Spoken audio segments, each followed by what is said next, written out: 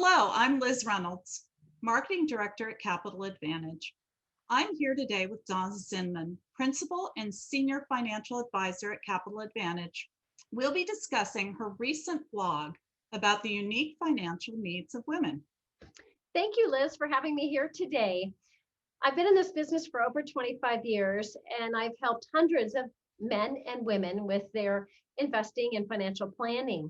And I have noticed differences not only in the needs between men and women, but also in how they approach investing.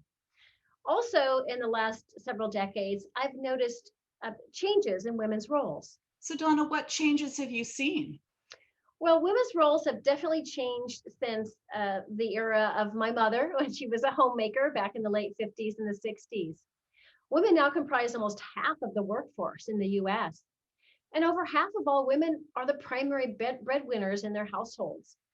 Women control 51% of the wealth in the US, and 90% of women will be solely responsible for their financial well-being at some point in their life. And usually at the end of their life, as women outlive men, and they are left to care for the financial needs on their own. Considering the changes in women's roles in the home and the workforce, what are the unique financial planning needs that you see for women? Well, the obvious one is that women live longer than men, right? Life expectancy for women at birth is 81, and for men it's 76.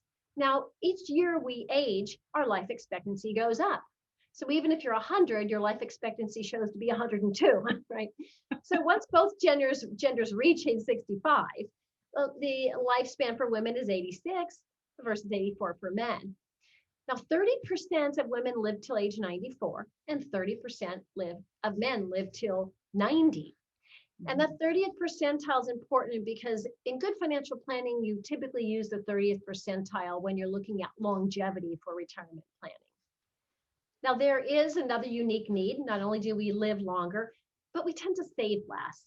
On average, women earn 21% less than men. And on average, women have 12 fewer years of earned income compared to men. And that's primarily due to caregiving responsibilities. It usually falls on our lap, right, Liz, to care for the children and the parents. I mean, I don't know about you, but I've been in a situation where I was in that sandwich generation caring for my daughter and my mother when she had cancer. And I really had to kind of step back and not work as much, right? So I know you have children, Liz. So yeah, you've probably had to do the same, right? It's in a very similar situation just about 5 years ago. So I understand. Yes, and so there that has all kinds of consequences. And I know our Social Security benefits might be lower. It affects career advancement. It affects your savings towards retirement and your employer match. So we live longer and we save less, which is a little bit of a predicament women find themselves in. Well, I can see how these issues need to be considered when creating a financial plan for women, and I understand firsthand. Based on your experience, do you see differences between men and women investors? I do, and this is going to be a gross generalization. I would say for all the men and women clients I work with, that about 80% of them have the characteristics I'm going to talk about. And so it is a generalization, but seems to be the majority. Women, I think, are naturally good investors, and they have innate characteristics that make them good investors. Number one, they're patient. We know the stock market has good years and bad years, right? Traditionally, about 66% of the years the market's up, and 34% of the years the market is down. And so if we just hold on tight, the market will come back. There's more up years than down. So if you stay invested, you end up ahead. So women tend to be more patient and willing to hold on to investments longer than many men will. Women tend to be risk adverse. And now this is a double-edged sword, right? Studies have found that men tend to have more stock in their portfolio than women. Now, stocks are more risky than bonds or cash, right? So men are willing to take risk. Women a little less risky. And so you do have to take a bit more risk to keep up with inflation, right? And so that's where men taking more risk comes into play. but you also have to realize there are down years and not take too much risk. Right? Women are less competitive than men too. So women tend to see um, investing as a means to an end, more about it's being a security blanket, right? There's a purpose for the money. Men are more focused on wealth accumulation. It's been said that men consider investing a competitive sport, right? Think of two men on the golf course, right, talking about their latest stock picks. Would you see two women on the golf course talking about their latest stock picks? Probably not, right? Right. For us women, it just seems a little impolite to talk about money. And so there's a different viewpoints, most definitely. Women tend to be more long-term planning oriented. And this comes into play when I have my annual reviews with clients. The annual reviews take two parts. One is to review the market outlook, our investment strategy, and the portfolio performance. The other is to review the financial plan and make sure the clients are on track to meet their goals. And when I ask a couple that comes in, where do you want to start? Inevitably, the man will say, I want to see how we performed. How are we doing? How did we do the last quarter? So short-term thinking. The woman will say, well, I want to make sure our plan is on track. Very long-term thinking. And when it comes to investing, investing is a long-term process. And so it is very beneficial to think long-term. So the good news is that we have all the innate characteristics to be fabulous investors. I think it's really interesting that what you've seen over the years, has there been any actual research done on the investing behavior of men and women? It's a good question, Liz. There has been.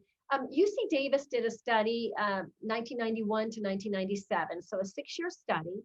They had 35,000 households, and they looked at the trading patterns between men and women over this time period. They found something very interesting. They found that men trade on average 45% more than women. And they discovered that that was due to a man's greater tolerance for risk, but also to an overconfidence, this confidence that they thought they could beat the next person, right? And that led to over trading, which led to more transaction costs, which led to more taxes, which inevitably led to lower performance than the women in the study. And so it is the study that's cited quite often that, gee, maybe women are better investors than men. A lot of this was, again, taxes and trading fees, but it still does say something about women's innate senses to be patient, hold on, think long term, and that playing out into better performance really over time. It's very positive for women. All of this is really interesting and insightful. You've now shown us that as women, we need more funds for retirement to cover a longer lifespan. And we typically have less savings for a number of reasons. So how can we as women make sure that we are financially healthy? Really good question, Liz. And when as a financial planner, we're looking at 6 main areas of planning to make sure our client is financially healthy. And those areas are in front of you here on the screen. The first and the foundation is to have an emergency cash fund, right? You become ill, you have something catastrophic in your life, you lose your job, right? You want at least 6 months of an emergency cash fund on hand. The biggest, probably most frequent question I get from clients is, how much cash do they keep in the bank? And I say, well, have your emergency cash fund. If you're a pre-retiree, it's about 3 to 6 months worth of expenses. If you are a retiree, then 6 months to a year of expenses. Then on top of that, add anything you might be spending in the next year. In other words, if you plan on buying a car, right, remodeling your kitchen, taking the family on a big vacation, anything of that nature, make sure that you have that money that you're going to spend in a year or less just sitting in bank in cash. Your goal is capital preservation, right? Right. And the next area would be risk management. And that's a fancy term for insurance. We do not sell insurance Right. at our firm, but it's important to eliminate unnecessary coverage. Let's say you have a term policy, a life insurance, and If you were to pass away at this point, there would be plenty of money already in your savings and whatnot. You paid off all your debt, right? For your husband. So many retirees find that they don't need the life insurance anymore. It's also important to protect your assets too. An umbrella policy is key. An umbrella policy is simply this umbrella of extra liability coverage over your home and your auto. So let's say you're driving your car, you hit the gas instead of the brake, you'll hit somebody, they sue you for $1 million, and you only have 250,000 coverage on your auto policy. That umbrella policy would cover the rest. If you didn't have that, then they're going to start going after your accounts. And wow, there goes your retirement plan, right? It's really cheap. It's really inexpensive. And just go to your current insurance broker and ask them about an umbrella policy. It's very inexpensive coverage, 20 bucks a month. Right. If you have a teen driver at home, it may be a little more, but it's worth looking into to protect yourself. Yeah. The third is estate planning, making sure you have a will or a trust. And in that will or trust, you're making sure you have an incapacity clause. If you should become disabled, have a stroke, who's going to take care of your bills, right? I had a client in her 50s last year, had a stroke, unable obviously to pay her bills or do anything. And we were so glad she had an incapacity clause in her trust that allowed her son to just take things over. So important. Yeah. Yeah. And something that we really miss is updating our beneficiaries. Hey, Liz, when was the last time, or when did you open up your IRAs? Do you remember? Oh, okay. A long time ago, don't want to date myself, but well before I had children and got married. Yeah, so your beneficiaries back then probably would not have been your husband and your children, right? They weren't Good point. part of your life, right? And Yeah. and so we find this all the time, that new clients come to us and we look at their retirement accounts and realize the beneficiaries are so old. They're no longer the correct beneficiaries. So if anything today, go back and look at your beneficiaries on your accounts and make sure they're updated. That is really key. And if you don't have a will or trust, at least for now, on your taxable accounts, you can add a beneficiary. At brokerage firms, it's called a TOD, transfer on death is what it stands for, right? In banks, it's called a POD, payable on death, right? But you can for free add a beneficiary on any taxable account too. And that supersedes a will or a trust and bypasses probate. The money goes straight to the individual you want it to go to. So make sure you have updated beneficiaries on all your accounts. Yeah. And then there is the fourth area, which is tax planning. And we are not CPAs. We really only get involved in investment tax planning. And one way everyone can help reduce their investment taxes is to put less tax efficient investments in their IRA. And that would be bonds, right? Bonds produce interest, which you pay the higher ordinary income tax gains tax on. So if they're in the IRA, the IRA is gross tax deferred. So that's a good place for them. Your stocks that pay dividends, they're better in a taxable account, so you can take advantage of the lower dividends and capital gains tax rates in that taxable account. So there is some positioning that can be done if possible in an ideal world, right? And the last two are really what we do here at Capital Advantage and that we focus on.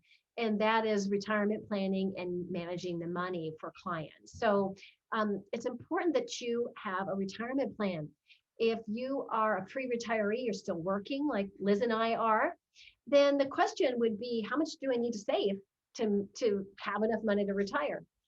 Some clients come to me and say, I can't save anymore. This is all I can do. If I retire at 65, what would my cash flow look like? And then the planning would help tell them that. I find it's really amazing if people don't have enough, but they can't save anymore. If they just work one more year, it makes a world of difference. And the planning shows them that. And Liz, do you suppose why working one more year would cause there to be a huge change in the plan? Have any idea? Actually, tell me. Yeah, sure. Well, it's because working one more year means you're saving one more year's worth of savings for retirement. At the same time, you're reducing 1 year worth of expenses. So it has a double impact. So at times I'll run a plan and clients slightly don't make it.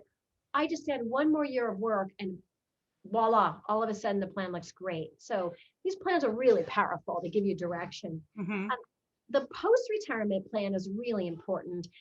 It's mostly the women that come to me and say, I'm retired and I'm worried about running out of money, right? And how much can I spend from my accounts and not run out of money? The plan will give you the answer to that. And then just, and then keeping up with that plan each year and checking in just to make sure there's plenty there and you don't run out. That's the key, right? And lastly, but most importantly, managing the money, right? We want to make sure Yeah. that the investments are aligned with your tolerance for risk, right? So more risk is more stocks, less risk, more bonds and cash, right? And so there's that. And then there is looking at the economic environment. Um, Prior to a recession and going into a recession, you probably want to be underweight stocks. And the average loss in a recession is down 35% or so. We saw that March of 2020 with the COVID recession, right? The market was down 34% very quickly, came back up very quickly. Then coming out of a recession, you want to usually have more in stocks because stocks tend to do better coming out of a recession. Also, pre-recession, you see your technology and your growth stocks do well. Post-recession, you typically see your cyclicals, your energy and financials do well. So you really have to look at where we're at in the economic cycle and over and underweight certain areas too. So the proper investment management can really help protect and grow your portfolio. Geez, Donna, it's an amazing amount of information, and there's so many important things to consider. So, where can a woman go for financial planning and investing help? Well, if you don't already have a financial advisor, I obviously would strongly recommend that you seek the services of an advisor and someone who's a RIA, that stands for Registered Investment Advisor.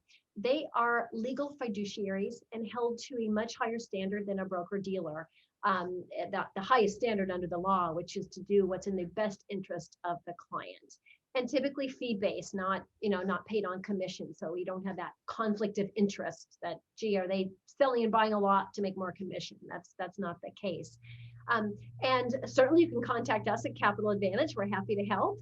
And going to your banker or your broker or dealer and asking for a referral or your friends is another way to go. But definitely reach out to the services of a financial advisor to help guide you. Well, Donna, thank you so much. It's clear that it's important to have a plan and understand all of these things that you've just shared with us. I'm sure it would help to put this plan together to help with gaining peace of mind. And I hope that everyone who joined us today also learned at least one new thing that will help them in planning for their future. Thank you. Thank you, Liz.